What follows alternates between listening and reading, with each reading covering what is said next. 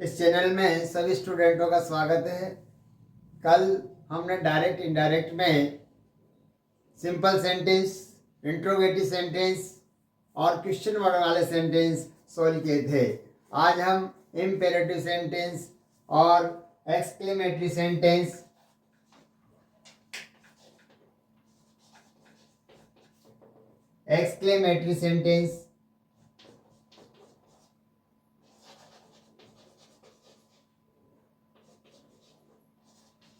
और optative sentence पढ़ेंगे। तो इम्पेरेटिव सेंटेंस की पहचान है, ये वर्ब की फर्स्ट फॉर्म से चालू होता है और इनडायरेक्ट ऑब्जेक्ट, डायरेक्ट ऑब्जेक्ट, इसमें सब्जेक्ट नहीं आता। ये इम्पेरेटिव सेंटेंस की पहचान है। तो हम इस पहचान को चाहे तो यहाँ भी लिख सकते हैं और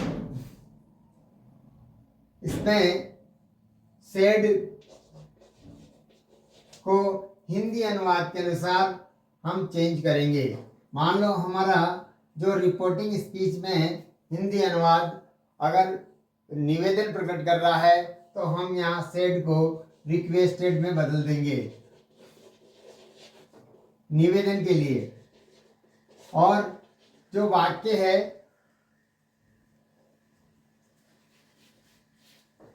रिपोर्टिंग स्पीच में जो काइंडली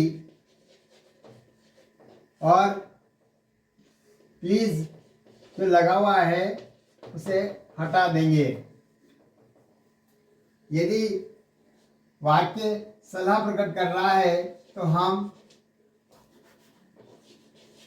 एडवाइज का प्रयोग करेंगे सलाह के लिए। और यदि ऑर्डर प्रकट कर रहा है तो हम ऑर्डर लगाएंगे, आदेश। यदि यही आदेश पुलिस या सेना का हो तो कमांडेड लगाएंगे। आदेश पुलिस या सेना। तो अभी हम ऑप्टेटिव सेंटेंस सीखने केवल इम्पेरेटिव सेंटेंस सीखने जा रहे हैं और उसके रूल्स हैं। इसमें कनेक्टिव वर्ड होता है टू और इसके बाद वर्ब की फर्स्ट फॉर्म आ जाती है। लेकिन रिपोर्टिंग स्पीच में यदि डू नॉट से वाक्य चालू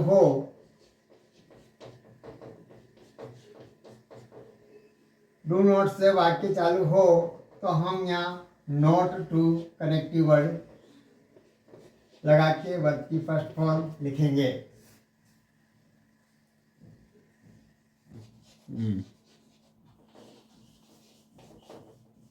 इसके बाद एक्सक्लेमेटरी सेंटेंस की लिस्ट देखेंगे हम।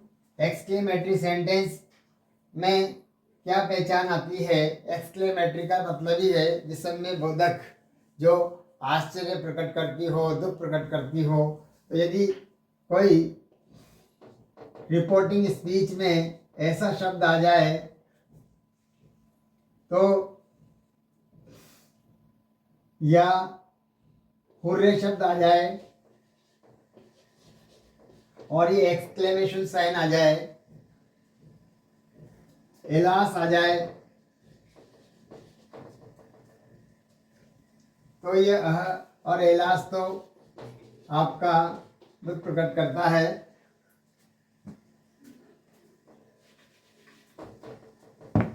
वाट ए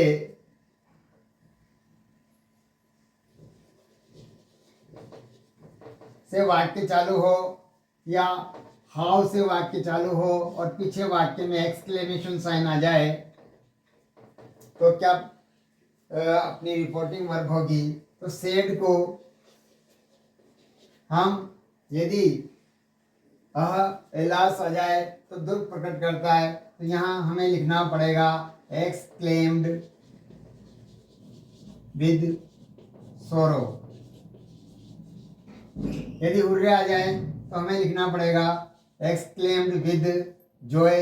यदि वाट आ जाए तो हमें लिखना पड़ेगा एक्सक्लेम्ड विद सरप्राइज। और ऐसे वाक्य का कनेक्टिव वर्ड दैट होता है, और जब ये लिखने के बाद ये शब्द हट जाते हैं, ये एक्सक्लेमेटरी सेंटेंस की लिस्ट कंप्लीट होगी। और इसके बाद अब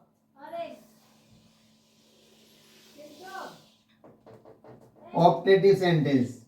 ऑप्टेटिव सेंटेंस इसका अर्थ होता है प्रार्थना सूचक वाक्य।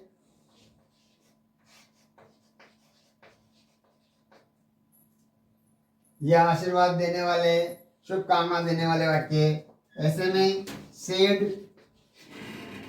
अगर शुभकामना प्रकट करते हैं तो विश्ड आएगी। यदि रिपोर्टिंग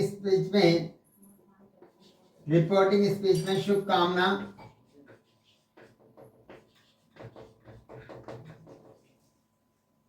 प्रकट करें तो विश्ड आएगा, लेकिन रिपोर्टिंग स्पीच में गोल्ड शब्द आ गया तो यही विश्ड प्रेड में बदल जाएगी।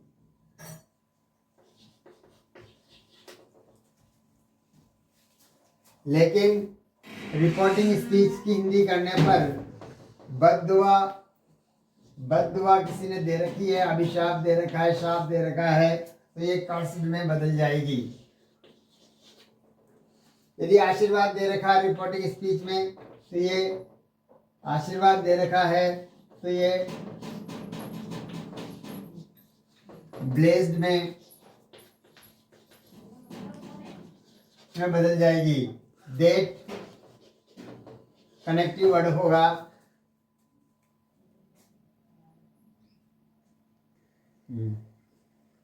हमने अभी ऑप्टेटिव सेंटेंस की लिस्ट बनाई थी। इसके बाद प्रपोजल सेंटेंस है। इसमें वाक्य लेट अस से, रिपोर्टिंग स्पीच में वाक्य लेट अस से चालू होता है, और ऐसा वाक्य जब लेट अस से चालू होता है तो यहाँ पर सेड प्रपोज्ड में बदल जाता है, या सजेस्टेड में बदलता है।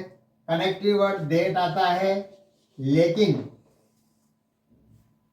सेंटेंस में यदि रिपोर्टिंग वर्ब का सेंटेंस फर्स्ट पर्सन हो, रिपोर्टिंग वर्ब का सब्जेक्ट फर्स्ट पर्सन हो, तो हमें दैट के बाद बी शुड वर्ब की फर्स्ट फॉर्म लिखनी पड़ेगी।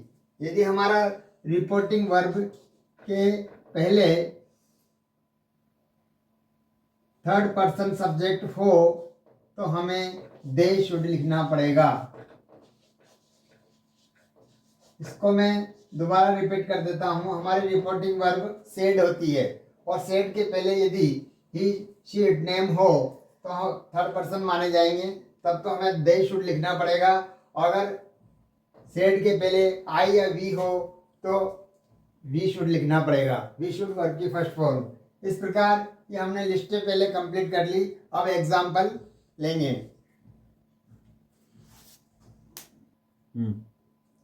अब हमने जो भी लिस्ट बनाई उनकी हम प्रैक्टिस करते हैं। और सबसे पहला सेंटेंस लेते हैं, he said indented comma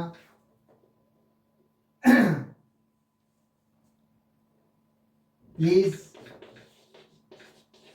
give me your book. अब देखो यहाँ हमारा वर्ब की फर्स्ट फॉर्म है और इसके आगे सब्जेक्ट नहीं है, इसी कारण से ये पूरा रिपोर्टिंग स्पीच इम्पेरेटिव सेंटेंस है। और इम्पेरेटिव सेंटेंस की भी लिस्ट बनाई थी कि इसमें टू कनेक्टिव वर्ड लगेगा और सेड हिंदी अनुवाद के अनुसार बदलेगा। हिंदी अनुवाद इसका प्लीज और काइंडली आ जाता है तो कृपया होता है, और ऐसे वाक्य में ये सेड रिक्वेस्टेड में बदल जाएगा। और जब ये रिक्वेस्टेड में बदलेगा तो रिपोर्टिंग स्पीच से प्लीज और काइंडली कट जाएगा। इसके बाद टू कनेक्टिव वर्ड आएगा और वर्ब की फर्स्ट फॉर्म गिव मी। अब मी कल भी बताया था आपको कि फर्स्ट पर्सन की लाइन कौन सी होती है। First person I, me, my, mine और माई सेल्फ। अब first person change by subject, subject से चेंज होगा तो हमें ही की लाइन लिखनी पड़ेगी, ही के प्रोनाउन की, he, him, his, himself, his, himself. अब हमें देखना है कि मी इस लाइन में 2 नंबर पे आ रहा है, सेकंड नंबर पे आ रहा है, तो ही का सेकंड नंबर क्या होगा, हिम। तो यहाँ लिखेंगे हम हिम। योर, अब योर आ रहा है, ये सेकंड पर्सन है और सेकंड पर्सन में तीसरा नंबर है, जैसे यू, यू, योर। तो सेकंड पर्सन हमेशा किससे बदलता है, इनडायरेक्ट ऑब्जेक्ट से। इनडायरेक्ट ऑब्जेक्ट कुछ नहीं है तो यहाँ क्या मानेंगे, मी। तो मी के लिए हमें किसकी लाइन देखनी पड़ेगी, आई की। तो आई को 3 बार बोलना पड़ेगा, 3 बार है तो यहाँ पर आई, मी, माई, यहाँ माई और बुक। इस प्रकार ये पहला जो वाक्य था मैंने बताया, समझ आया होगा, नहीं आया तो कमेंट्स में पूछ सकते हैं। दूसरा है she said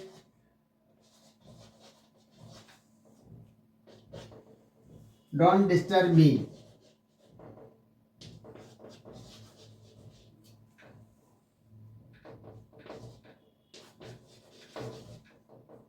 me please.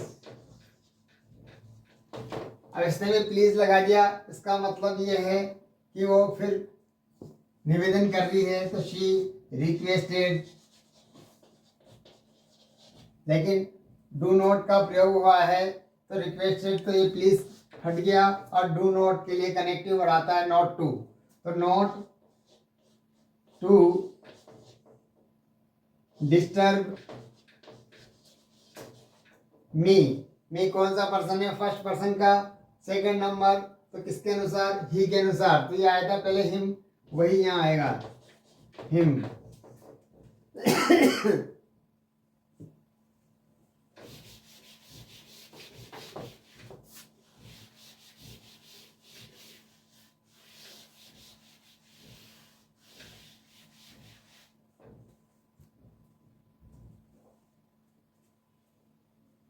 She said,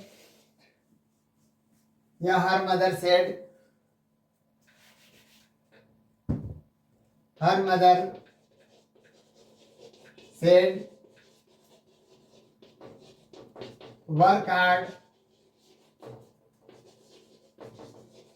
to get good marks.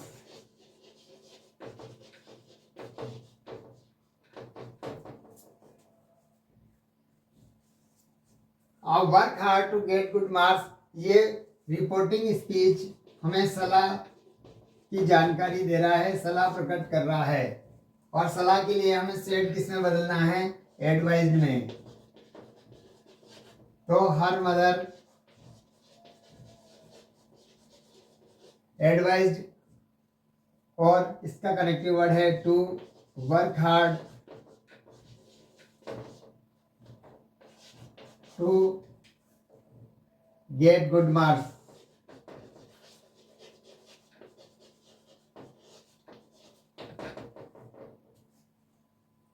तो ये सलाह का हो गया, रिक्वेस्ट का हो गया, अब ऑर्डर का।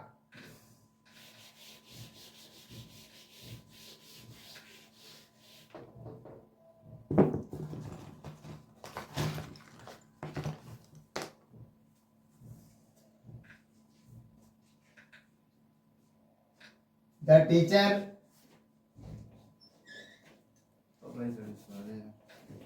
said, he said,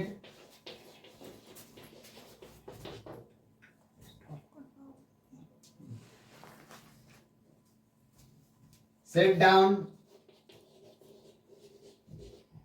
and open your book.